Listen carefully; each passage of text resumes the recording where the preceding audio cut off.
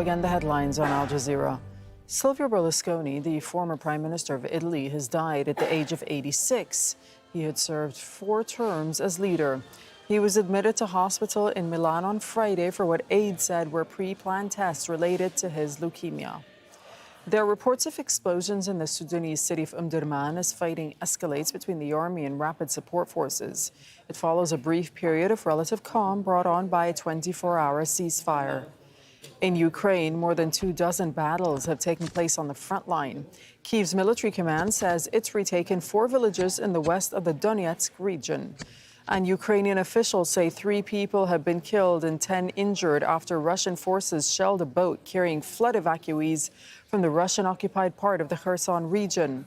An attack on the Novakakhovka Dam last week flooded entire villages, left tens of thousands without power and clean water. Kyiv and Moscow accuse each other of destroying the dam. The EU is planning to offer Tunisia $1.7 billion in aid to help its economy and reduce the number of migrants crossing the Mediterranean Sea. The announcement was made during a visit to the country by the leaders of Italy, the Netherlands, and the European Commission. Israeli forces have raided several areas in the occupied West Bank, including the Jalazon and Hayshe refugee camps.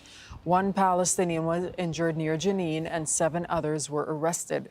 Israeli forces have been carrying out daily raids, with this year being the most violent in decades.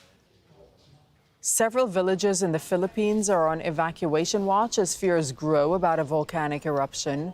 Mount Mayon in the northeast of the country is spewing lava down its slopes. Nearly 13,000 people are staying in evacuation centers.